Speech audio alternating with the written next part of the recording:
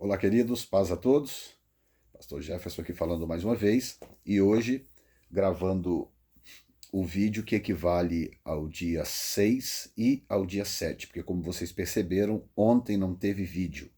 Eu estava voltando de viagem, voltei de uma viagem à Califórnia e cheguei já no horário avançado em casa e aí com atividades por fazer. Resultado, o dia passou rapidamente e eu não consegui gravar o vídeo de ontem, dia 6. Então, eu estou devendo o versículo 6 e o versículo 7 do dia de hoje, que já está aí caminhando para acabar, né?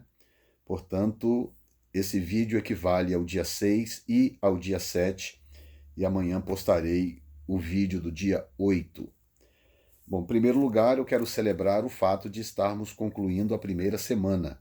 Hoje é o dia 7, concluímos a primeira semana deste jejum glorioso, que certamente tem abençoado a vida de muita gente.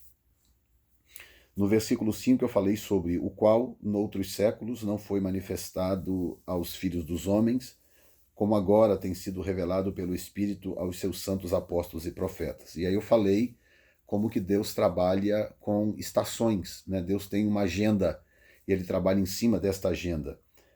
Quando chega a época de Deus fazer certas coisas, aquilo que era tão difícil ou impossível para a geração passada simplesmente começa a acontecer, mas não é porque um povo é melhor do que o outro, mas sim por causa da agenda de Deus.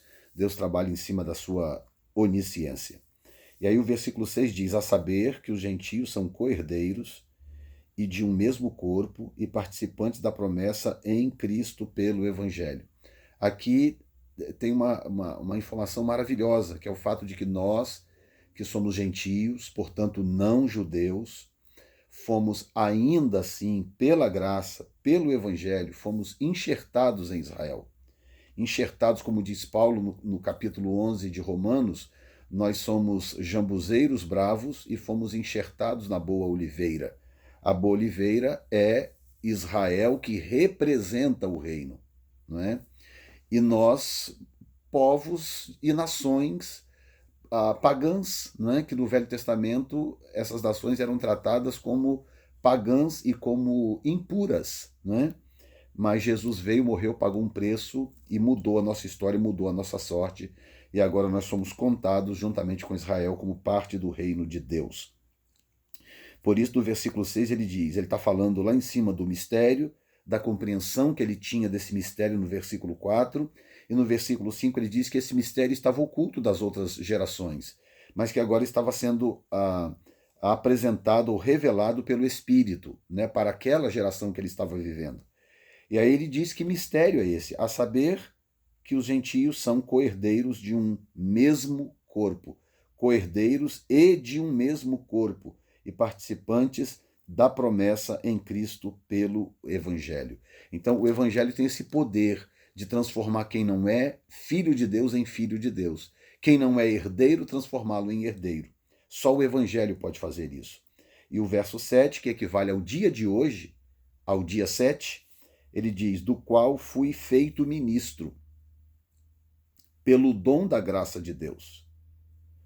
Ele diz, que me foi dado segundo a operação do seu poder.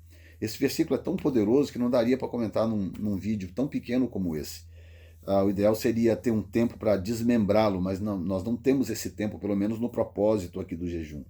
Mas só rapidamente para você entender, ele diz, do qual fui feito ministro. Muita gente entende a palavra ministro da forma errada. A palavra ministro significa servo, né? Ministro, no Novo Testamento, significa servo ou servir. Então ele diz, do qual fui feito servo. Muita gente fica aí brigando pelo ministério, achando que ministério é status, achando que ministério é promoção, quando na verdade ministério é serviço. Eu, Jefferson Neto, fui chamado para servir aqueles que estão debaixo da minha autoridade, aqueles que Deus colocou nas minhas mãos para liderar. Ministrar é servir. Ele diz, pelo dom da graça de Deus. Esse serviço não é um serviço apenas humano, não é apenas atender às necessidades humanas das pessoas, mas é um serviço que é ministrar pelo dom da graça de Deus. Só a graça, o dom da graça que me capacita a suprir as necessidades das pessoas que me rodeiam. Eu não tenho como supri-las por mim mesmo. Eu preciso da graça de Deus. E aí ele continua dizendo que me foi dado segundo a operação do seu poder. Então, olha só, o poder de Deus é que torna esse dom da graça possível em mim, porque eu sou tão incapaz, eu como ser humano, indivíduo, eu sou tão incompatível com o dom da graça, que é puro, que é santo e que é verdadeiro, que só a operação do poder de Deus é que pode tornar isso possível. Por isso que quando eu ministro com ousadia, com confiança, com coragem. Eu ministro com determinação, porque foi o poder, a operação do poder de Deus que tornou esse dom da graça em mim possível para que eu pudesse ministrar ou, em outras palavras, servir ao meu próximo. Tá bom? Deus te abençoe, fica firme. Estamos caminhando aí já quase que para metade daqui a pouco do jejum, portanto não vai demorar muito e vamos terminar. Pai, eu abençoo cada um assistindo esse vídeo. No nome de Jesus, declaro fortaleza no coração de cada um. Todos concluirão esse projeto, esse propósito de jejuar esse período, Senhor, para a glória do teu nome.